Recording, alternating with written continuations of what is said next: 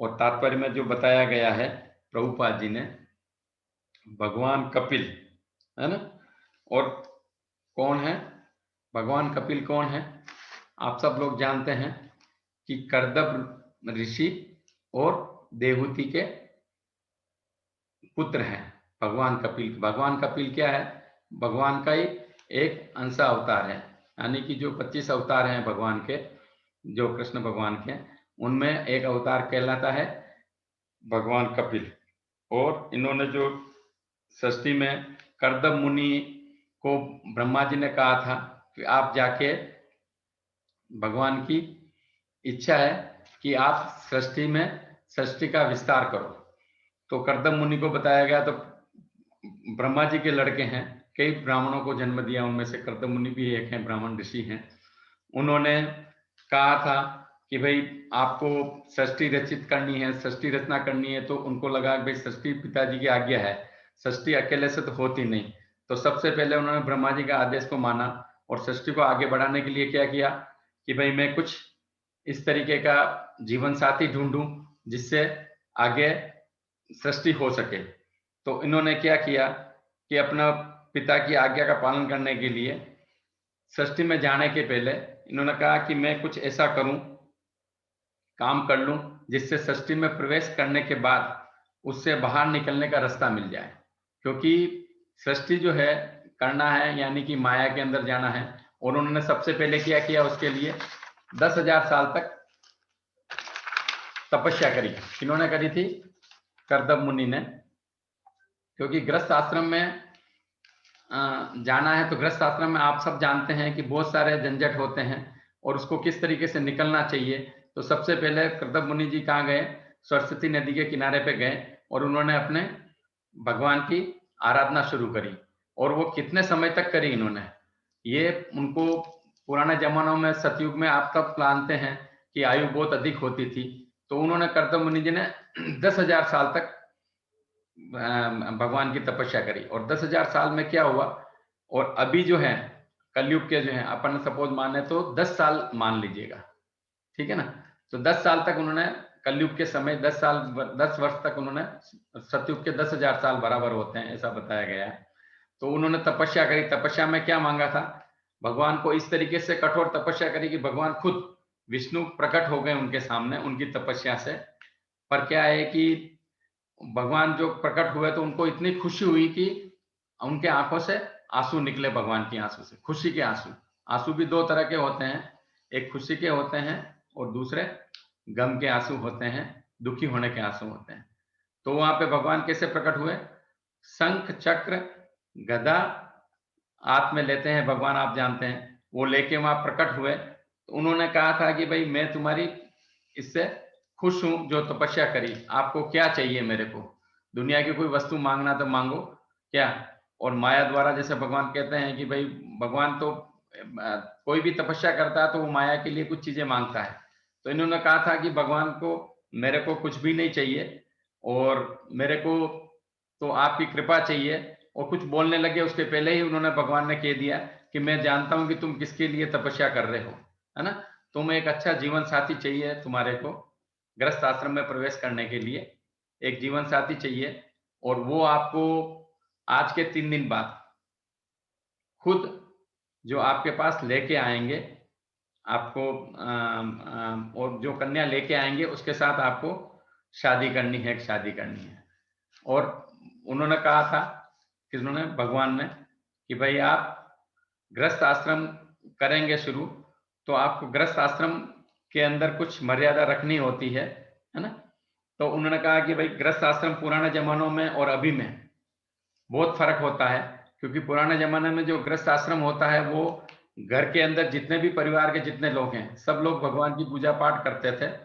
और अभी के जो 4 नियम कह सकते हैं कि मांसाहार नहीं करना है, चाय कॉफी नहीं पीना है, भगवान की भक्ति करनी है। तो ये 4 नियम क्या है कि पुराने जन्मों में स्वतः मानते थे और साथ में बैठ के हरि कीर्तन करते थे। और अभी जो कर रहे हैं, अभी क्या सब लोग गृह मेधी हैं। पहले तो गृहस्थ आश्रम होता था जिसके अंदर आश्रम में भगवान का कीर्तन वगैरह होता था। पर अभी क्या है, सर गृह मेधी है, यानी कि अपनी इंद्रियों को तुष्ट करने के लिए, भगवान को तुष्ट करने के लिए नहीं करते हैं, अपनी इंद्रियों को तुष्ट करने के लिए होते हैं, तो उसको क्या कहते हैं? गृह मेधि। तो इससे पहली शिक्षा मिलती है, ये जो गए थे कर्दम मुनि जी करने के लिए, कि भाई अपने को गृहस्थ आश्रम बनाना है, यानी कि गृह मेदिनी नहीं बनाना है भगवान का भक्ति के लिए, है ना? तो उन्होंने बताया था कि जो कन्या है वो आपके पास में स्वयंभू मुनि खुद लेके आएंगे, और उनके साथ में उनकी कन्या होगी देवती, है ना? और उनकी पत्नी होगी, तीनों जने आपके पास आएंगे, और आप उसको आपकी इच्छा के अनुसार, वो कन्या है जो आपने कामना करी है कि मेरे को आगे वंश चलाने के लिए ये सब चीजें होनी चाहिए, तो वो उसके अंदर होगी, आपको कुछ उसमें सोचने की जरूरत नहीं। तो जो गृहस्थ आश्रम के लिए उन्होंने बताया, जो ही 2-3 दिन बाद निकला, और वो क्या है कि आए थे कर्दम मुनि और अपने क्या कहते हैं मनु मनु मुनि, तीनों जने आए थे देवती को साथ में लेके। तो तीनों जने आए थे, तो उन्होंने कहा था कि भाई आपको ये कन्या है, क्या होता है घर में कोई भी आता है, तो जैसे राजा थे, और ये जो कर्दम मुनि थे ब्राह्मण थे, तो ब्राह्मण का कर्तव्य होता है कि राजा का वेलकम करना होता है, स्वागत करना, अपने घर पे कोई भी आता तो यथाशक्ति, और ब्राह्मण लोग उनको, राजा को आशीर्वाद देते थे। तो उन्होंने कहा था कि भाई ये आए हैं, तो आप इनके साथ शादी के लिए हाँ करने के लिए, तो उन्होंने हाँ किया। पर यहाँ पे लिखा बताया गया था कि भगवान ने एक बात कही थी कि कर्दम जी तुम जो जा रहे हो, इतना विवाह करने जा रहे हो, तो मैं तुम्हारी भक्ति से बहुत खुश हुआ, है ना? और उनके खुशी के जो आंसू निकले थे, तो ये जो सरस्वती नदी के किनारे बैठे थे, बिंदु सरोवर है गुजरात में, उस सरोवर में कुछ बूंदे गिरी थी, तो वो बिंदु सरोवर और अच्छा सा उससे पवित्र हो गया, है ना? तो भगवान ने उनको क्या कहा था कि मैं जो है एक अंश बन के तुम्हारे अंदर आऊंगा, मतलब कि तुम्हारे जो देवती की जो शादी होगी या पत्नी जो होगी आपकी, उसका अंश बन के मैं तुम्हारे घर में पुत्र बनकर आऊंगा और तुम्हारा भी कल्याण करूंगा। ये किसने कहा था? भगवान ने। और बताया गया है यहाँ पे कि कर्द इस श्लोक में जो बताया गया था, बताया गया तृतीय स्कंद के 25 से 32 श्लोकों में, जो भागवतम के है, उसके अंदर यही बताया गया कि भाई कोई भी किसी तरीके से भक्ति करेगा, जैसा कि भगवत गीता में आप हम सब जानते हैं, अर्जुन ने जो रास्ता दिखाया था, अगर अर्जुन का पथ करते हैं, पालन करते हैं, तो अर्जुन के समान ही लाभ होता है। इसलिए यहाँ पे जो है बताया गया है कि मूर्ख तथा अल्पज्ञानी लोग जो हैं, वो क्या है कि जो बताया उस रास्ते से नहीं चलते हैं, और खुद की अपनी गति लगाते हैं, अपनी विवेचना करते हैं, है ना? और अपने अनुयायी बनाते हैं, उनको गुमराह करते हैं। तो भौतिक संसार में गड्ढे में जाते हैं, क्योंकि वो किसी परंपरा को फॉलो नहीं करते हैं।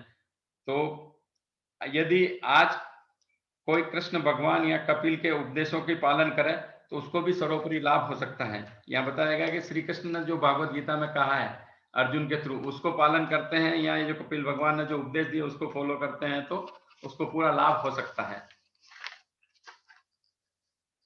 तो ये जो मनु महाराज थे और उनकी पत्नी शत्रुपा थी, और उनके साथ में उनकी बेटी थी देवती, वो लेके ये उन्होंने, ब्रह्मा जी ने बताया था कि 3 दिन, भगवान ने बताया कि 3 दिनों बाद वो खुद आपके आश्रम में आएंगे, और उसको आपको एक्सेप्ट करना है, यानी कि आपके जो मनपसंद आपने जो प्रार्थना करी है या तपस्या करी है, उसका फल ये है कि आपको ये देवती मिलेगी, देवती के साथ शादी करनी है ना? तो बताया गया है कि वहां पे भगवान ने सबसे पहले एक परीक्षा ली इनकी। कर्दम मुनि जब कहते हैं ना घर के अंदर जो आते हैं मनु महाराज, तो उन्होंने, कर्दम मुनि ब्राह्मण थे, उन्होंने बैठने के लिए आसन लगाया तीनों जनों के लिए, उसमें आसन के ऊपर, तो क्या सभी लोगों को बैठने के लिए कहा। उसमें क्या है कि मनु राजा जो थे वो, और शत्रुपा जो थी वो तो बैठ गए, किंतु देवती जो है जा रहे थे, इन्होंने बताया था कि ये देवती अगर मैं इनकी पत्नी बनती हूँ, किनकी?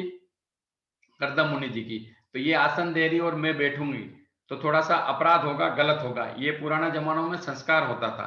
तो देवती ने सोचा था, बताया था कि अगर ये आसन दिया तो मैं इसके आसन का अगर नहीं बैठूंगी तो अपमान भी होगा। इन्होंने क्या किया, आसन के ऊपर हाथ रख के और साइड में बैठ गए, है ना?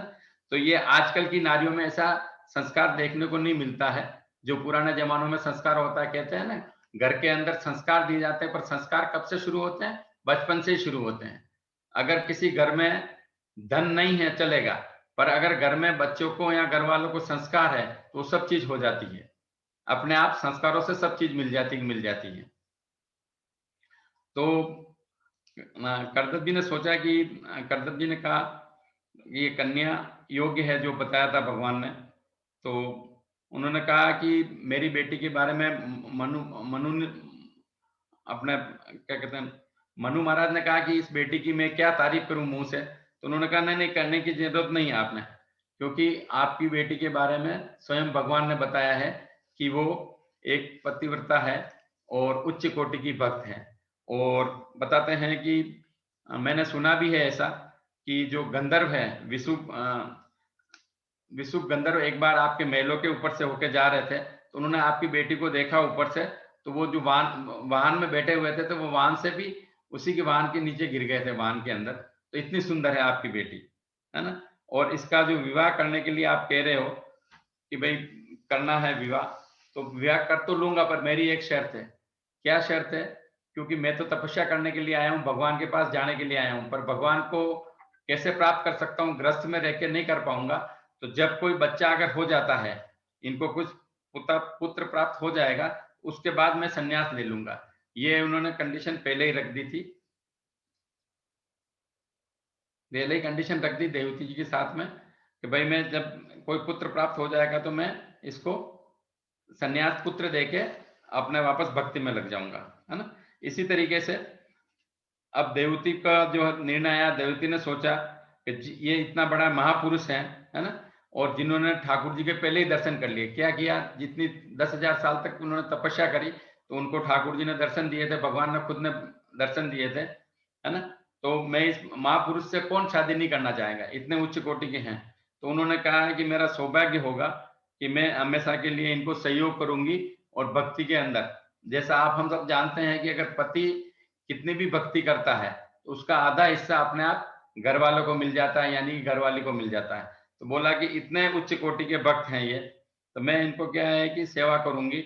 और सेवा भी करूंगी तो क्या है कि तन मन धन से, सब तरीके से तन से सेवा करूंगी, है ना। और उन्होंने इस तरीके से सेवा भी करी उनकी, इस तरीके से सेवा करी कि वो दिन को दिन नहीं, रात को रात नहीं समझती थी देवती। और कर्दम मुनि को हर तरीके से खुश करने का प्रयास किया। तो वो प्रयास में क्या किया कि जनरली देखा जाता है कि जो माता लोग होती है, वो अपने शरीर के ऊपर ज्यादा ध्यान देती है, यानी कि अपने को खूबसूरत दिखाने के लिए ज्यादा बातें करती है, खूबसूरत दिखने के लिए ज्यादा करती है, अपने बालों का, अपना पहनावा का, सब तरह का ध्यान रखते हैं। पर यहाँ देवती जो है, वो कर्दम मुनि की लड़की महारानी होते हुए, यानी कि राजकन्या होते हुए, उन्होंने क्या किया कि अपने शरीर पे ध्यान नहीं दिया। और कई सालों तक कर्दम मुनि जी की उन्होंने खूब सेवा करी, है ना। सेवा भी इस तरीके की करी, कुछ समय निकल गया, समय भी इतना निकला कि कुछ मालूम नहीं पड़ रहा था। तो एक बार ऐसे ही जब भगवान की भक्ति में थे मुनि, तो कर्दम मुनि जी ने देखा कि कौन नजर आ रहा है यहाँ पे, ये एक मतलब कपड़े का भी पहना हुआ नहीं, और बुढ़ापा तक नजर आ गया, बुढ़ापा तक झलकने लग गया, यानी कि राजकुमारी में जो गुण होते हैं वो नहीं होता। फिर उन्होंने कहा था कि भाई तुम कौन हो, यहाँ पे क्यों हो? तो उन्होंने कहा कि आप मेरे को शादी करके लाए हैं और आप स्वयं नहीं पहचान रहे हैं, है ना। तो कर्दम मुनि को लगा कि मैंने बहुत बड़ी गलती कर दी है, इनको शादी करके लाया हूं और मैंने इनका ध्यान नहीं रखा है। उसी समय उन्होंने लगाया कि प्रेम पूर्वक पूछा उसको बिठा के कि ठीक है मैं लेके आया हूं, पर मेरा धर्म होता है कि क्या कहते हैं, तुम्हारी क्या इच्छा है, मैं कुछ देना चाहती हूँ। तो देवती ने कहा कि मैंने निस्वार्थ सेवा करी है, मेरे को कुछ नहीं चाहिए। पर देवती ने वापस याद दिलाया कि आपने कहा था कि मुझे एक पुत्र का वचन दिया था आपने, वे पुत्र। और देवती ने किस तरीके की सेवा करी, आपने को सबको शिक्षा मिलती है। देवती ने जो अपनी इंद्रियों पे कंट्रोल किया, है ना, यानी कि सारी जो इंद्रियां हैं वो भगवान की सेवा में लगाई थी। और कर्दम मुनि को खुश करने की कोशिश करी, उनके लिए पूजा के पुष्प लाना, पानी की बाल्टी भर के रखना, आश्रम को अच्छे तरीके से साफ सुथरा रखना। एक राजकुमारी होते हुए इस तरीके से उन्होंने सेवा करी थी और अपने शरीर का ध्यान नहीं रखा।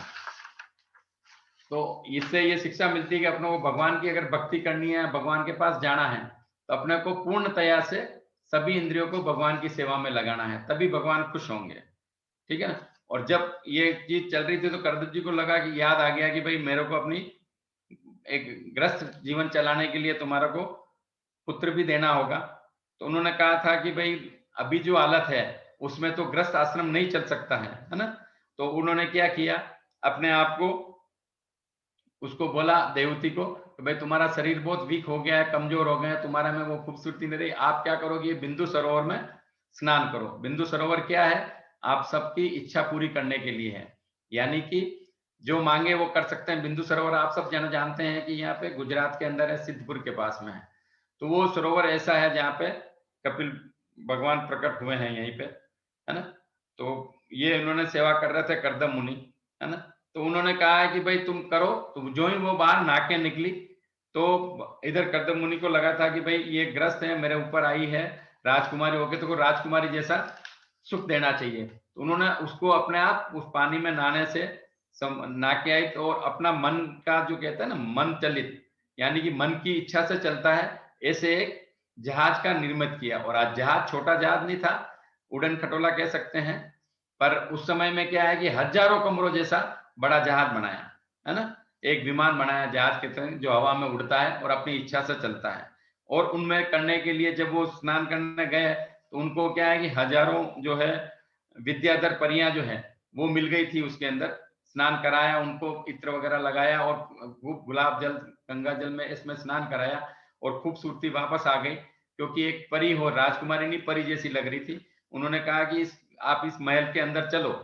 और इधर क्या है कि करदम मुनि जी योगी थे, इन्होंने 10,000 साल तक तपस्या करी, भगवान की कृपा थी। तो ये भी एक हैंडसम वापस अपनी जटाएं वगैरह जो है वो कम करके और वापस खूबसूरत बन गए।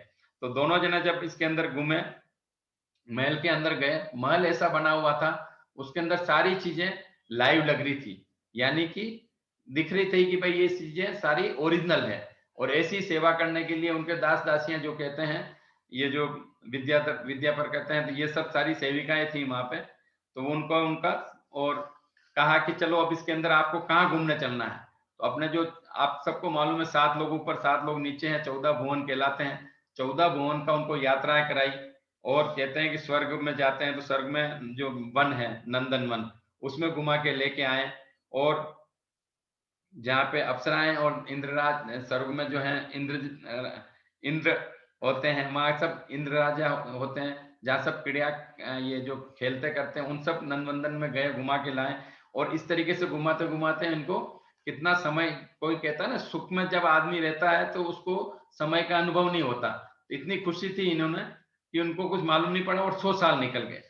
और 100 साल के अंदर उन्होंने क्या किया, ये केवल विमान में ही घूमते रहे, यानी कि उनको ये भी मालूम नहीं पड़ा कि पृथ्वी लोक में है देवलोक में, क्योंकि वो कहीं पर भी भगवान का आशीर्वाद था कि वो विमान जा सकता था, है ना? कहीं पर भी विष्णु की कृपा से कहीं पर भी आ जा सकता था। तो 100 साल निकल गए। इसके अंदर क्या किया कि अब उन्होंने 9 कन्याएं जो प्रकट हुई, 2 बार इन्होंने भगवान ने जो भगवान के ये जो करदम मुनि जी हैं, इन्होंने जो किया भगवान इनके देवती के साथ में, तो 9 कन्याएं प्रकट हुई।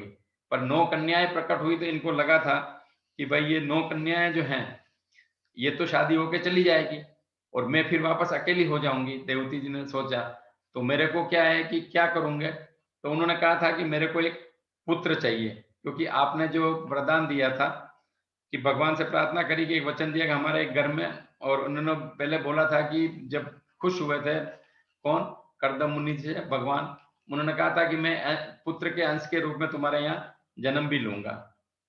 तो उन्होंने कहा था कि भाई मेरे को एक पुत्र भी चाहिए। इन्होंने कहा 9 कन्या होने के बाद में 10वां एक पुत्र के रूप में इनके गर्भ में, देवती के गर्भ में। देवती कौन थी, उच्च कोटि की भक्त थी, क्योंकि भगवान जहाँ आते हैं कोई छोटी मोटी जगह नहीं आते हैं। इन्होंने अपने जितने भी कर्मस थे, ईर्ष्या थे, राग द्वेष था, ये सब भगवान की सेवा में पहले खत्म कर दिया, अपने आप को पवित्र बना लिया।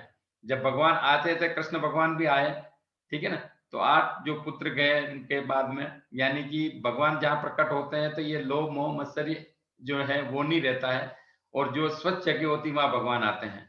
तो देवती इन सब चीजों से ऊपर हो गई थी भगवान की सेवा कर करके, करदम मुनि की सेवा कर करके। तो उन्होंने कहा था कि अब भगवान देवती के गर्भ में प्रवेश करते हैं, पर उसके पहले उनकी 9 पुत्रियां हो गई थी। इसी तरीके से भगवान का जो जन्म है कपिल भगवान का, किस तरीके से होता है? गर्भ में प्रवेश करते ही देवता भगवान की स्तुति करने लगे। देवता लोग जो है भगवान की स्तुति करने लगे। इसके बाद में भगवान अपनी देवीमान स्वरूप से गर्भ में प्रकट हुए, गर्भ से प्रकट हुए। कौन हुए? कपिल भगवान। कपिल भगवान की जय। तो भारी उत्सव मनाया गया। जब कभी भगवान के कोई आते हैं, अवतार लेते हैं, तो वो उत्सव मनाते हैं। तो करदब जी ब्रह्मा जी को कहते हैं, अब मुझे इन 9 कन्याओं की चिंता है। कौन कहते हैं? करदब जी ब्रह्मा जी को। पिताजी हैं ब्रह्मा जी, तो वो कहते हैं मेरे को 9 कन्या की चिंता है, या 9 कन्या हो तो गई, पर इनको अब मैं क्या करूं? इनकी किसी के साथ शादी करा दूं। तो ब्रह्मा जी ने कहा, तो तुम चिंता क्यों करते हो? तुम्हारा घर स्वयं भगवान पधारने के लिए जो स्वरूप लिया है, और आप तो प्रभु का चिंतन करो। और ब्रह्मा जी ने इन 9 कन्याओं का विवाह करने के लिए उचित वर ढूंढ के विवाह करने की इनको करदम मुनि को आज्ञा दी, है ना? तो उन्होंने जो 9 कन्याएं हैं वो इस तरीके के हैं।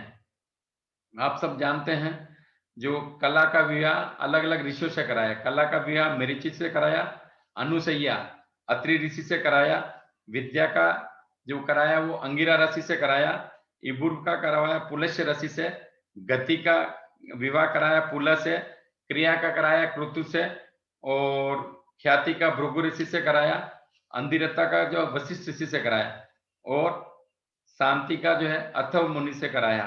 ये जो 9 मुनि हैं, ये सब भगवान की सृष्टि का रचना करने में हेल्प करेंगे।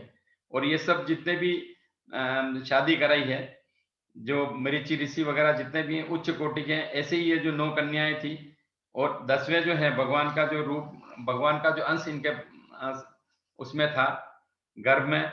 तो ये क्या है कि भगवान प्रकट हुए लास्ट में, और भगवान क्या है कि भगवान सबको सब कुछ देते हैं। तो ये इनके साथ में प्रकट हुए। जीवन मुक्ति का आनंद लो और इस संसार में मेरा रूप जानो, भगवत दृष्टि रखना, तभी जीवन मुक्ति का आनंद है। यानी कि भगवान प्रकट हो गए, है ना? 9 ऋषियों का, 9 कन्याओं का हो गया। पर जो ही वापस कंडीशन आई, क्या है कि आप सब जानते हैं, पहले उन्होंने बोला कि जो ही आपको एक पुत्र मिलेगा तो मैं वहां चला जाऊंगा, कहां पे? वापस तपस्या करने के लिए। अब करदम मुनि को तपस्या करने की क्या जरूरत है? एक क्वेश्चन आता है कि भाई घर में जब भगवान का अंश हुआ है तो बाहर जाके भगवान को ढूंढने की क्या जरूरत है?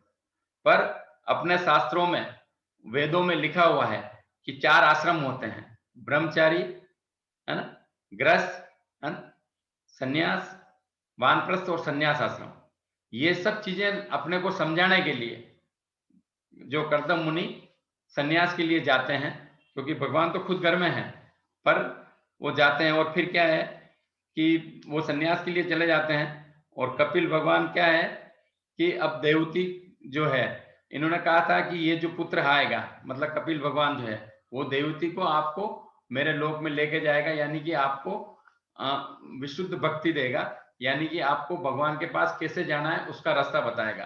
देवती माँ बहुत सीधे थे, उन्होंने उनको बोला कपिल मुनि को, कपिल भगवान को, कि बेटा मैं कुछ नहीं समझती हूँ, मंद बुद्धि की हूँ, मेरे को कुछ नहीं ध्यान रहता है, पर मैं आप जो कुछ कहेंगे ज्ञान की बात या मेरे लिए उचित, वो मैं प्रयास करूंगी उसको फॉलो करने के लिए। यानी कि यहाँ पे बताया गया है कि कोई भी आदमी, इसमें कोई क्वालिफिकेशन नहीं चाहिए, किसको? भगवान की भक्ति करने के लिए। स्त्री भी ले सकती है भगवान की भक्ति, बच्चा भी ले सकता है, बड़े भी ले सकते हैं, पढ़े लिखे भी ले सकते हैं और अनपढ़े भी ले सकते हैं। तो इन्होंने बोला है कि मेरे को जो है वापस माया में नहीं रहना है, मैंने बहुत बड़ी गलती करी है, ठीक है ना? तो मैंने आपसे ऐसे ही जीवन निकाल दिया है। मैं क्या है कि माया में, मोह माया में बहुत हूं, है ना? मोह माया दूर करो, और मैं आपके शरण में आई हूं। और भगवान, आप भागवत धर्म जानने वाले मैं श्रेष्ठ हैं, क्योंकि आप भगवान है, मैं आपको प्रणाम करती हूँ। यानी कि कहीं पर भी भगवान की भक्ति अगर सीखनी है, या अपने को भक्ति में आगे बढ़ना है, पढ़ना है, आगे चलना है, तो सबसे पहले अपने को शरणागति आनी चाहिए। शरणागति मतलब मैं तुम्हारा हूँ, आप जो कहेंगे वैसा मैं करूँगा। इस तरीके की अगर शरणागति आती है, तो आपको जो भक्ति चाहिए वो ईज़ी गोइंग मिल सकती है, या कोई भी चीज़ जिसके लिए आप प्रयास कर रहे हो वो ईज़ी गोइंग आ सकती है। तो कपिल भगवान ने कहा है, माता ने इस तरीके से उनको प्रार्थना करी।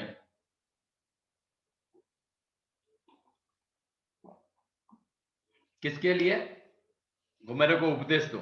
यहाँ पे बहुत सुंदर उपदेश दिए गए हैं, सारी चीजें इस भागवतम में लिखी गई हैं। मैं आप सब लोगों से प्रार्थना करता हूँ कि अगर इस तरीके के स्कंद आप पढ़ेंगे या भागवत को पढ़ने का प्रयास करेंगे, स्वतः आपको सारी चीजें समझ में आ जाएगी। यहाँ पे बताया गया है कि तृतीय स्कंद में अध्याय 25 से लगा के 32 तक बहुत सारी चीजें लिखी गई हैं, जिसमें बताया गया है कि जैसे अर्जुन की तरह भागवत गीता फॉलो करोगे तो अर्जुन के अनुसार आपको गति मिलेगी। इसी तरीके से कपिल मुनि के द्वारा करोगे तो कपिल भगवान की तरह, या देवती को जो अभी में आ रही है, आगे बात हो रही है इसके अंदर कि कैसे उन्होंने शरणागति करी। तो किया, शरणागति में क्या करता है, सबसे पहले गुरु को उच्च आसन देना पड़ता है, ऊपर बिठाना पड़ता है गुरु को, और देवती माँ नीचे बैठी, कपिल भगवान को ऊपर बिठाया, है ना। और भगवान कपिल अंदर ही अंदर खुश हुए।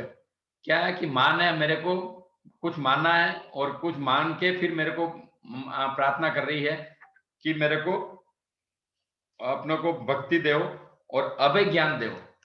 अभय मतलब मेरे को डर नहीं लगना चाहिए, यानी कि मैं भगवान की भक्ति कर सकूं, क्योंकि मैं इस भक्ति जो भौतिक जो कार्य कर रही हूँ, भौतिक जो जीवन है मोह माया वाला, इसके अंदर मैं फंसी हूँ। क्योंकि अभी पुत्रियां थी, पुत्रियों की शादी करानी, फिर क्या है कि अपने को रिश्तेदारों में फंसाए रखना, ये सब चीजें आपको धीरे धीरे इनसे वैराग्य लेना पड़ेगा। अगर भगवान को अपन बार बार देखते हैं, किसी चीज को बार बार देखते हैं, भगवान की सेवा पूजा करते हैं, अर्च विग्रह करते हैं, या भगवान की तरफ कीर्तन सुनते हैं, तो ये सब चीजें आपको रेगुलर करने से उनकी तरफ आपको आसक्ति होती है। जैसे घर के अंदर बच्चे होते हैं, बेटी है, बेटी के वापस लड़का हुआ है, या बेटा है तो बेटे के लड़का हुआ, तो ये सब अपने को क्या करते हैं, इन बच्चों में ध्यान लगाते हैं, तो ये अपने को भौतिक आसक्ति में बांधते हैं। पर आपको भगवान की तरफ जाना है तो भगवान की आसक्ति करनी पड़ेगी, भगवान की सेवा पूजा करनी पड़ेगी, भगवान का कीर्तन सुनना पड़ेगा, भगवान के भक्तों का संग करना पड़ेगा। तो ये सब चीजें आपको भगवान का संग करना पड़ेगा। ऐसे कपिल भगवान बताते हैं कि भाई कपिल भगवान ने सांख्य योग का पालना करी है। सांख्य योग के कहलाते हैं। तो सांख्य योग क्या कहलाता है? भक्ति योग और ज्ञान योग का मिश्रित है ना। तो आपको सबसे पहले ये जो चीजें बताई है इसमें कि आपको सुख दुख से निवृत्त होना पड़ेगा, यानी कि मोह माया से छूटना पड़ेगा, है ना। कल्याण का एक ही साधन है ना, कि जीव बंधन जो है, मोक्ष का कारण जो है वो मन माना गया। मन जैसा चाहता वैसा करता। तो मन को आपको सबसे पहले क्या करना है? विषयों की आसक्ति का बंधन हेतु, मतलब विषयों के अंदर नहीं जाना है। और बताया गया है कि ये जो सुख दुख अपन देखते हैं सब कुछ होता है जीव और परमात्मा दोनों का जो भगवान की तरफ जाने का है। वो कपिल मुनि ने बताया माता को कि जीव का जो है आत्मा जो है और परमात्मा है, ये दोनों भगवान की तरफ जाना चाहते हैं, या भगवान की तरफ जाएंगे तभी खुशी मिल सकती है, न कि भौतिक चीजों में जाएंगे तो खुशी मिल सकती है। यहाँ प्रभुपाद जी ने भी अच्छे तरीके से बताया गया है यहाँ पे कि इन्होंने लिखा है कि जीव जो है, जीवात्मा तथा वैधानिक स्थिति में आध्यात्मिक रूप से भगवान के पास जाने वाले ऐसे गुण हैं। दोनों के बीच का जो अंतर है वह इतना है कि जीव जो है भौतिक प्रकृति जीव के ऊपर क्या करती है? 3 गुणों का दूषित करती है, और भगवान जो है वो परमात्मा जो है वो तीनों गुणों के अंदर परे हैं, 3 गुण उनके ऊपर नियंत्रण नहीं करते हैं। तो जीवात्मा जो है सच 3 गुण जो आप सब जानते हैं, है ना, सतगुण, रजगुण और तमोगुण। हालांकि सतोगुण क्या उच्च कोटि का गुण है, ये अपने को भगवान की तरफ बांधता कह सकते हैं। इसमें उदाहरण के लिए एक सोने की जंजीर है और चांदी की जंजीर और लोहे की जंजीर, पर जंजीर का काम क्या है? बांधना होता है। तो क्या है कि सच में भी बंधेंगे आप, जो सतगुण है उसके अंदर भी बंधेंगे, और रजोगुण तमोगुण में बंधे। रजोगुण में तो क्या है कि आपको उच्च काष्ठा रहती है, ऊपर के लोकों में जाने के लिए, उच्च पोस्ट पे जाने के लिए अगर कार्य करते हैं तो दिन रात अपने को रजोगुण में होता है। और भगवान की तरफ बढ़ने के लिए जो कार्य करते हैं अपना नाम प्रतिष्ठा के लिए, उसके लिए। और इसी से के तमोगुण जो होते हैं जो भगवान की तरफ नहीं देखते हैं, है ना। तो ये क्या है कि तीनों गुण है, तो अपने को तीनों गुण से ऊपर जाना है, सत्वगुण से भी ऊपर, यानी कि तीनों गुणों से उत्पन्न दूषण दूषण ज्ञान त्याग भक्तिमय सेवा के द्वारा पूर्ण रूप से धोया जा सकता है। अब ये 3 गुण तो हैं, पर 3 गुणों को कैसे परे जा सकते हैं, क्योंकि भगवान के पास जाना है। कपिल देव माता जी को, कपिल देव देवती की माता को कहते हैं कि आपको ज्ञान करना है, त्याग करना है और भक्तिमय सेवा करनी है पूर्ण रूप से। अगर ये तीनों चीज करेंगे तो अपन को इससे मुक्त हो सकते हैं। अब इन्होंने बताया है कि जो आदमी का या सबका जो जीवन का परम लक्ष्य क्या है कि भगवत भक्ति, यानी कि भगवान की भक्ति, है ना। तो ये चीजें इसमें बताई गई है। तो इन्होंने बताया था कि सबसे पहले आपको ज्ञान योग के द्वारा ये सब चीज सोचनी है और अपने अंदर ऐसे गुण प्रकट करने हैं, ठीक है ना, जिसके अंदर लोग सहनशील बने, दयालु बने और समस्त देहधारी हेतु किसी के प्रति शत्रु भाव नहीं रखे। यानी कि जैसे दुर्योधन अपना युधिष्ठिर महाराज थे, अजात शत्रु थे, उनके कोई शत्रु नहीं था, है ना।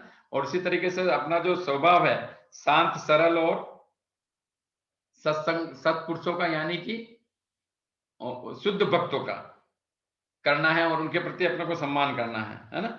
और ये सब चीजें करने के बाद अनन्य भाव से जो सुदृढ़ प्रेम करते हैं, किससे, भगवान से, मेरे लिए संपूर्ण कर्म काम करते हैं, है ना। और अपने सगे संबंधियों को भी त्याग देते हैं, क्योंकि सगे संबंधी जो कहते हैं इनसे अगर वैराग्य नहीं लिया तो ये लोग आपने को भक्ति करते हैं तो करने नहीं देते हैं। ये जनरली ऐसी बात आ जाती है या अपने को ऐसा लगता है कि आज ये आया, आज वो गया, आज इसके ये कार्यक्रम है तो ये अटेंड करना, वो करना, तो अपने पास समय कहाँ है, कलयुग है ऑलरेडी। अपने पास समय तो क्या है कि 24 घंटे ही है, उसमें सब आप आने जाने में या लोको व्यवहार में खत्म कर देंगे तो अपने को जो भगवान की भक्ति करनी वो नहीं हो पाती है। तो ये सब चीजें धीरे धीरे आपको त्याग करनी पड़ती है ना। और मेरे परायण, मेरी पवित्र जो चीजें हैं वो मेरी तरफ ध्यान देना पड़ता है ना। और आपको ओवरऑल मिला के, कुल मिला के अपने को विशुद्ध भक्ति करनी है। जब कहते हैं ना कोई भौतिक चीजों में अगर अपन अटैचमेंट रहेंगे तो भौतिक चीजों के प्रति जाएंगे, और आध्यात्मिक चीजों की तरह अटैचमेंट रहेंगे तो आध्यात्मिक चीजों की तरह जाएंगे, यानी कि अपन विशुद्ध भक्ति की तरफ जाएंगे, शुद्ध भक्ति से ऊपर जो कहलाती है ना। और भगवान कहते हैं कि माँ तू संतों का संग कर, यानी कि शुद्ध भक्तों का संग कर, है ना। और परिवार में आसक्ति मोह होता है, उसको उसको कम करना है ना। लेकिन जब वही संग आसक्ति जब संतों और महापुरुषों के प्रति हो जाता है तो मोक्ष के द्वार खुल जाते हैं। यानी कि अपने जिस तरीके से अपन करते हैं सेवा, वो क्या है कि परिवार वालों की नहीं करके भक्तों की अगर सेवा करते हैं, भगवान की तरफ सेवा करते हैं, सेवा तो करनी है। जीव का जो है धर्म आपको मालूम है, नित्य कृष्ण दास, जीवेरस स्वरूप और नित्य कृष्ण दास, यानी कि कृष्ण का दास बनेंगे तो ही अपने को जो भक्ति चाहिए वो मिलेगी, है ना। तो यहाँ पे बताया गया है कि संसार में तो रहो आप, पर संसार के अंदर मत रहो, है ना। जैसे एक उदाहरण दिया जाता है कि बोट पानी में चलती है ना। पानी में नाव होती है, नाव में पानी नहीं होता है। अगर नाव में पानी चला जाएगा तो उसके अंदर चले जाएंगे, यानी कि माया के अंदर अपन चले जाएंगे, है ना। यदि नाव में पानी हुआ तो नाव डूब जाएगी। और इसी तरीके से अगर माया में रहेंगे तो अपन माया के अंदर चले जाएंगे, संसार के अंदर चले जाएंगे, तो भव सागर से पार करना मुश्किल हो जाता है। तो अपने को ये जो शरीर है ये एक नौका का उदाहरण है, नौका डूब जाएगी तो अपने को क्या करना है, संसार में तो रहना है ऊपर से दिखा के, पर संसार को परे रखना है जितनी भी गतिविधियां हैं। फिर क्या है कि माता जी ने पूछा अपने को, कपिल देवती ने कपिल भगवान से कि मेरे को अहेतु की भक्ति बताओ। अहेतु की भक्ति क्या कहते हैं, और अहेतु का मतलब भगवान ने बताया है कि जिसका चित्त एकमात्र भगवान में लग गया हो, है ना, निस्वार्थ, ऐसे मनुष्य वेदे विहित कर्मों में लगी तथा विषयों का ज्ञान कराने वाली, यानी कि जो इंद्रियां हैं, ज्ञानेन्द्रिया और कर्मेंद्रिया दोनों प्रकार की, है ना, ये जो है ये भगवान के प्रति लगना चाहिए, श्री हरि के प्रति, यानी भगवान के प्रति। और भगवान की एहुति की यही भक्ति है ना, अपनी जो ज्ञानेन्द्रिय इंद्रिया जो है वो भगवान की सेवा में लगाना है, ठीक है ना। और यही मुक्ति का बढ़ के इससे बढ़िया कोई रास्ता नहीं है कि नहीं है, ये चीज होती है।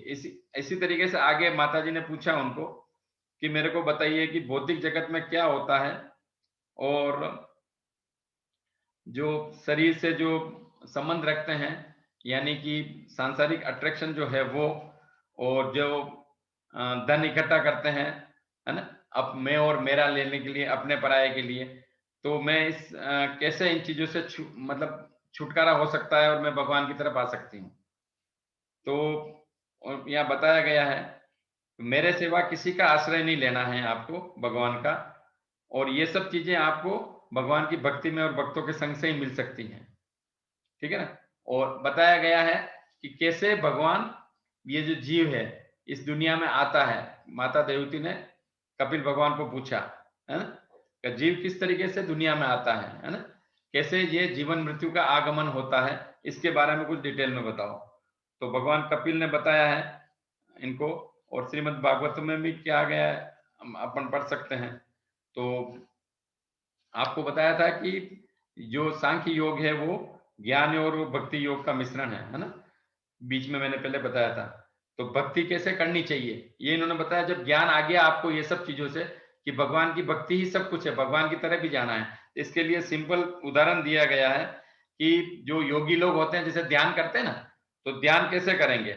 ध्यान करना है, अपने नाक के अग्रभाग में अपना मन लगाना है, और उसमें क्या करना है? भगवान के दर्शन करने हैं। क्योंकि भगवान की तरफ जाने से ही सब कुछ होता है। भगवान के दर्शन किस तरीके से किया गया है, यहाँ पे पूरा डिटेल में बताया गया है, पूरा का पूरा। ये जो अध्याय है इसके अंदर, इसमें बताया गया है कि भगवान को आपको सीधा जाके नहीं देखना है, सबसे पहले चरण देखने हैं भगवान के, और चरणों से शुरुआत करनी है। चरणों में भी नाखून को देखने हैं।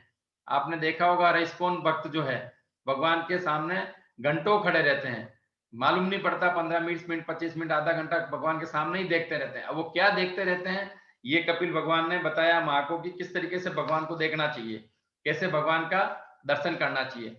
अपने सीधे गए मुंह पे नहीं देखना है, सबसे पहले चरण देखना है। चरण में भी नाखूनों को देखना है।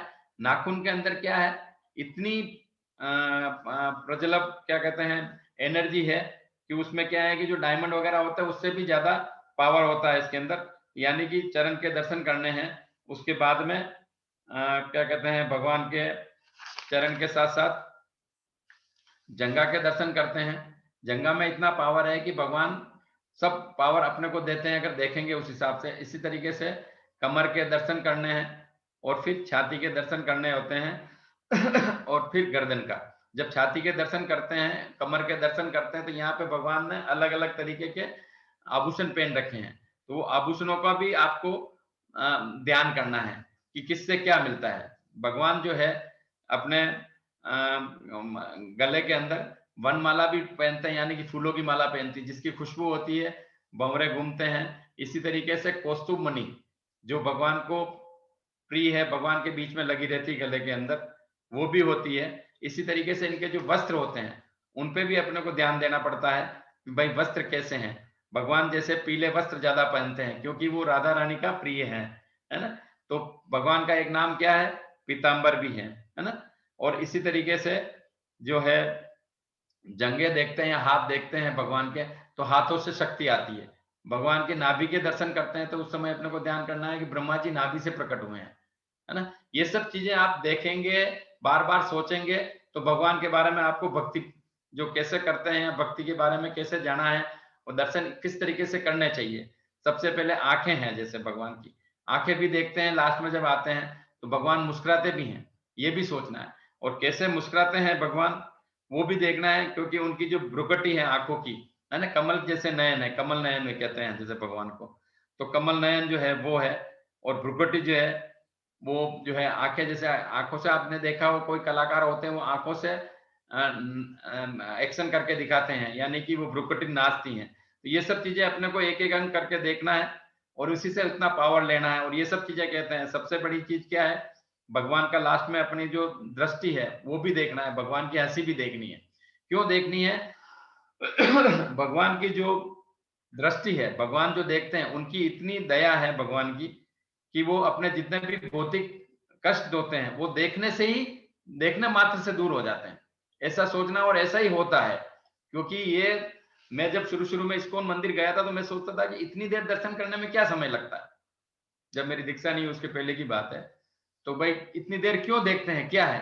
पर ये रीजन अब समझ में आया था कि इनको भगवान को चरण से देखा जाता है, और सिर तक जाते हैं और उन चीजों में क्या क्या चीजें हैं, कैसे कैसे है, कौस्तुभ मणि है कमर में, जैसे ठाकुर जी का है, नाभि में है, पाँव में है।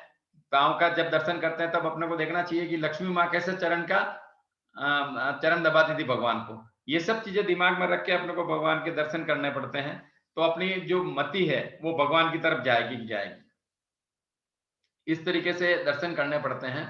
तो कपिल भगवान ने देवती माँ को बताया कि आप भौतिक आसक्ति रखोगे, भौतिक चीजों में आसक्ति रखोगे तो आपको कुछ मिलने वाला नहीं है, पर अपनी जो आसक्ति है उसको मेरे दर्शन में लगाओ और दर्शन इस तरीके से करने हैं। यानी कि ये सब चीजें भगवान बता रहे हैं, कपिल भगवान अपनी माँ को, है ना। और जो आपको करना क्या है बताया, घर पे जैसे अर्ज विग्रह की पूजा करनी, घर में अगर आप छोटा मोटा विग्रह रखते हैं या तस्वीर रखते हैं तो उसकी पूजा करेंगे, है ना। और ये सब चीजें कैसे करनी है, आपको विनम्र भाव से करनी है, विनम्रता के साथ भगवान को छोटा बच्चा जो भी आप रूप में मानो उसमें मान के सेवा करनी है। और भगवान की कथा सुननी है, श्रवण करना है रेगुलर। और इसी तरीके से आप क्या करोगे, विशुद्ध भक्ति प्राप्त करोगे। किसको बोल रहे थे, देवती माँ को, है ना। इसी तरीके से बताया गया है कि आपको भौतिकता की जो है, भौतिक की जो आसक्ति है वो खत्म करेंगे आप, और भगवान के प्रति आपको आसक्ति बढ़ेगी, है ना। और यहाँ पे बताया गया है, माँ को योगी का उदाहरण दिया है कि योगी जो बार बार दर्शन करते हैं ना अपने भगवान के या उनके, तो ये फिर क्या अपने आप भगवान के प्रति आसक्त हो जाते हैं, है ना। और बताया गया है कि यदि जीवन अपना कल्याण चाहो तो मुझ में ही चित्त लगाएं, संसार में नहीं लगाएं, है ना। ये कपिल भगवान ने जो दिया है देवती को।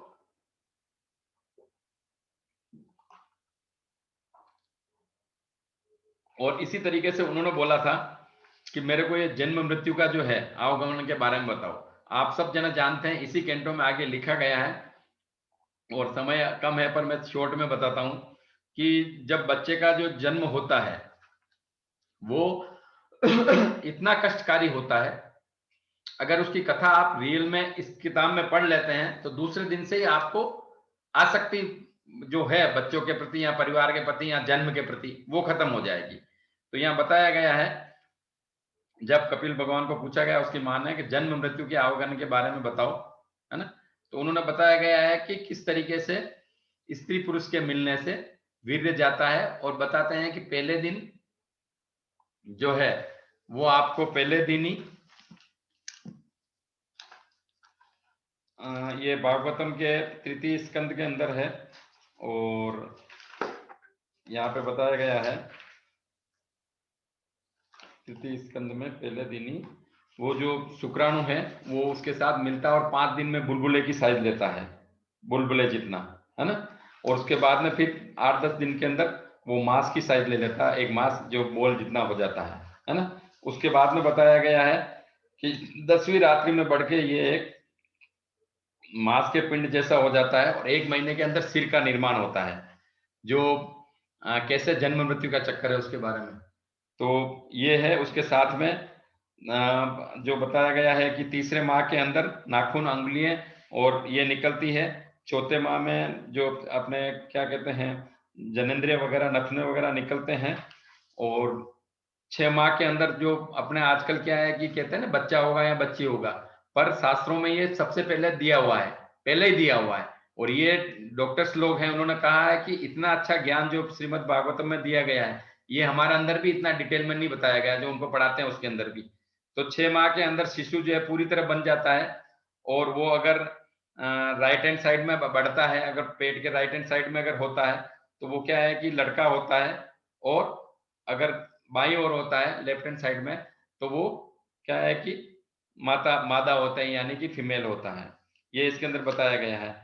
प्लस क्या है कि बच्चा घर में जो माता लोग होती है वो कच्चा पक्का खट्टा तीखा सब तरीके का खाने के लिए जो कृष्ण भावना भावित जिंदगी जी रहे हैं उनको तो सब चीजें मालूम है, पर दूसरे लोगों को मालूम नहीं है कि भाई कैसे गर्भ में कैसे गर्भाधान होता है, कैसे 9 महीने निकलता है, कैसे जीव आगे बढ़ता है। तो वो सब खट्टा मीठा सब जो खाते हैं वो बच्चे को अंदर जलन होती है। इवन यहाँ तक पेट के अंदर जो है जो अपने कीड़े मकोड़े होते हैं जो वो होते हैं वो भी बच्चे को काटते हैं। कई बार तो बच्चा अचेत हो जाता है, यानी कि बेहोश हो जाता है अंदर, है ना। कहते हैं कि भाई अभी नहीं खेल रहा, खेल रहा। आपने कई बार देखा होगा तो बच्चे जो जब आते हैं बाहर, वो हवा के द्वारा आते हैं, उस समय बहुत ज्यादा दर्द होता है। यानी कि उस समय माता जी लोग कहते हैं कि भाई आगे के ऐसा काम नहीं करेंगे, यानी कि जीव को इतना कष्ट होता है। पर 9 महीने के अंदर भगवान कहते हैं कि वो जीव को क्या है कि अगर अच्छा जीव है तो भगवान वहां पे उसको पूरे पुराने जन्मों के 100 जन्मों की हिस्ट्री बताते हैं कैसे क्या है। और भगवान को वो क्या कहता है, प्रार्थना करता है जीव, क्या कहता है कि मेरे को इस जो गंदी जगह पड़ा हूं, कैसी जगह होती है, एक सीमेंट का कट्टा ले लो, उसके अंदर सारी चीजें डाल दो, मल मूत्र वगैरह सब चीजें, और उसके साथ उस जीव को एक जिल्ली के साथ रहना पड़ता है। और उसके अंदर जो कीटाणु काटते हैं, वो बच्चा जब निकलता है तो लाल रंग का होता है, कई बार देखा हो तो वो सारे कीटाणु काटते हैं। तो इसमें बताया गया है भागवतम में 3रे अध्याय के अंदर 31वें तीसरे स्कंद 31वें अध्याय में श्लोक नंबर 12 में जंतु उवाच, जो अंदर जो घर में बच्चा है वो बोलता है ना, जंतु उवाच तपस्य उत्मनम। इसमें बताया गया है कि मैं उन भगवान की चरण कमलों की शरण ग्रहण करता हूं। कौन कौन से भगवान की? जो विभिन्न नित्य स्वरूपों में प्रकट होते हैं और इस भूतल पर घूमते हैं, मैं उन्हीं की शरण ग्रहण करता हूं। यानी कि प्रार्थना करता है कि मेरे को यहां से निकालो, मैं उन भगवान की शरण ग्रहण करना चाहता हूं, क्योंकि वह मुझे निर्भय कर सकते हैं। जैसा कि बताया गया कि देवती कह रही है भगवान को तो मेरे को अभय ज्ञान दीजिएगा, निर्भय बताइएगा, है ना। और उन्होंने लिखा है कि उन्हीं से ये मुझे यह जीवन अवस्था प्राप्त हुई है जो मेरे अपवित्र कार्यों के लिए सर्वथा अनुरूप है। यानी कि मैंने जो गलत काम किए उसकी वजह से मेरे को जन्म मृत्यु में वापस आना पड़ा। अपने को क्या करना है, अच्छे कर्म करके, कृष्ण भावना में कर्म करके भगवान के पास जाना है, यानी कि गलत काम नहीं करना है। तो ये सब चीजें इन्होंने बताई है यहाँ पे। जिस तरीके से वापस बच्चा पैदा होता है, बच्चा बाहर आता है और 84 लाख योनियों में फिर घूमता है, क्योंकि वो गलत काम करते हैं। गलत काम करते तो नरक में जाएंगे, नरक में जाएंगे तो नरक में भी क्या है कि ऐसे नहीं कि भाई सीधे तरीके से रह सकते हैं, वहां पे 28 प्रकार के नरक हैं, अलग अलग तरह के। तो अलग अलग नरक में भी उस जीव को, हालांकि उसका जो जीव है, जो सूक्ष्म शरीर है, वो जाता है वहां पे, नहीं चाहते हुए भी। जो वहां के नरक हैं, जैसे कुंभी पार्क नरक है, रोहर है, ऐसे बैतरणी है, बहुत सारे नरक हैं 28 तरीके के। इसमें भी उनको कष्ट को, जीव को इतना कष्ट दिया जाता है कि ऐसा बताया गया है कि मई जून की जो गर्मी होती है उसके अंदर, रेगिस्तान के अंदर चलना होता है, जब ऊपर से तो सनलाइट होती है तेज, नीचे गर्म होती है, और आप देखो कि जंगलों में जैसे आग लग जाती है ना, तो दोनों तरफ आग का प्रेशर होता है, यानी कि उसकी भी आग होती है। इस तरीके से जीव को कोड़े मार के चलाया जाता है, कहां जाने के लिए कि भाई उसको आगे जो 84 लाख योनियों के जो है, इसके अंदर जो आपने गलत काम किए नरक में, उसको आगे ले जाया जाता है, ले जाया जाता है। इस तरीके से उनको वहां पे यातना दी जाती है। तो ये सब चीजें जब देवती ने सुना भगवान कपिल मुनि से, तो उनको लगा था कि भाई ये तो जिंदगी जो है, मनुष्य जीवन ही एक ऐसा जीवन है जिसके अंदर अपन सब कुछ कर सकते हैं। तो देवती ने फिर क्या कहा कि भाई मैंने ये सब चीजें सुनी, मेरा जो अज्ञानता थी कि भाई ये सब चीजें ऐसी हो जाएगी, तो उन्होंने ये सब चीजों का सुनने के बाद में ये निचोड़ निकाला और भगवान की भक्ति करी। और भक्ति करके भगवान ने जो बताया, कपिल मनु ने जो बताया, वो सारी चीजें इन्होंने अपने आप को उस मार्ग पे चलाया, उसी मार्ग को फॉलो किया, है ना। और जो उपदेश दिए हैं, है ना, वो क्या है कि उपदेश उन्होंने फॉलो किया। कपिल देव जी ने अपनी माँ को अनुमति लेकर वहां से चले गए और जो देवती को भी कल्याण किया, उनको अपने वैकुंठ में जगह दी। सारे जितने भी भगवान के अवतार हुए हैं या जितने भी अंश हैं, उनके सारे वैकुंठ लोक में अलग अलग जगह हैं अपनी। जैसे ध्रुव लोक अलग है, जैसे कपिल लोक अलग है, ऐसे ये अपने अपने जो फॉलोवर होते हैं, जैसे बताया फर्स्ट बार इसमें तात्पर्य में प्रभुपाद जी ने कि भाई कौन कैसे फॉलो करके उसको जा सकते हैं। तो यहाँ पर भी अगर ये अपन सही तरीके से भक्ति करें और कपिल भगवान द्वारा जो बताया गया रास्ता है उसको अगर फॉलो करते हैं, तो वो उसके अंदर भगवान कपिल के यहाँ पे अपने को वैकुंठ में जगह मिलती है भगवान के यहाँ पे। तो बता, और देवती ने अपनी इच्छा से सारी चीज फॉलो करी और भगवान को खूब स्तुतियां करी, कपिल भगवान को भगवान मान के, अपना पुत्र नहीं मान के, और उनको भगवान को खुश किया, है ना। और बताया गया है कि मेरे को देवती जी ने सरस्वती के मुकुट से आश्रम में अपने पुत्र के उपदेश के किए गए योग साधन का योगाभ्यास करती थी, है ना। और समाधि में स्थित हो गई, है ना? और फिर क्या हुआ, ये जहाँ बैठे थे वहाँ पे उनको सिद्धि प्राप्त हुई और पवित्र क्षेत्र में त्रिलोकी में सिद्ध पद नाम से विख्यात हुआ और बाद में क्या किया, एक नदी के रूप में वो परिणित हो गई। कौन थी? देवती माँ। देवती माँ, क्योंकि भगवान खुद ने उनके गर्भ से जन्म लिया अंश के रूप में, तो वो पवित्र थी और वो अपने आप उसके अंदर चली गई, है ना? और इस तरीके से क्या है कि देवती माँ का भगवान कपिल ने उपदेश दिया और उनका उद्धार किया। तो इस प्रकार कपिल और देवती की ज्ञान, भक्ति और वैराग्य से पूर्ण जो परिपूर्ण चरित्र पूरा हुआ। तो अभी आप सब लोगों से यही प्रार्थना है कि आप ऐसे चरित्र पढ़ें और अपने ज्ञान में लाने की कोशिश करें, तभी जाके आप अपना उद्धार कर पाएंगे, इस मृत्यु लोक से बाहर निकल पाएंगे कृष्ण भावना का अच्छे तरीके से फॉलो करके। क्योंकि आप हम सब लोग क्या है, वही देखते हैं कि कौन कैसा कर रहा है, अपने को देख के, अपने में शरीर में अपने को फॉलो करके, अनुकरण करके लोग पूछने चाहिए कि भाई कृष्ण भावना में आदमी कैसे हैं, क्या है, ये क्या फॉलो करना है, इतना चेंजेस कैसे आया। ये सब अपने को करके दिखाना है और भगवान की गति को प्राप्त कर सकते हैं, भगवान के पास इसी जीवन में जा सकते हैं। क्योंकि ये जो भौतिक जगत है, ये अपने रहने लायक नहीं है। ये सब, ये शास्त्र जो पढ़ते हैं या शास्त्र जो सुनते हैं, उनको धीरे-धीरे सब चीज़ आ जाती है। तो आज की कथा का एक ही सार है कि कृष्ण भावना भावित जीवन को ज्ञापन करना है और लोगों को आगे बढ़ाने के लिए कृष्ण भावना के बारे में कहना है। अपने यहाँ पे आप हम सब बहुत लकी हैं कि इस तरीके की क्लासें हो रही हैं।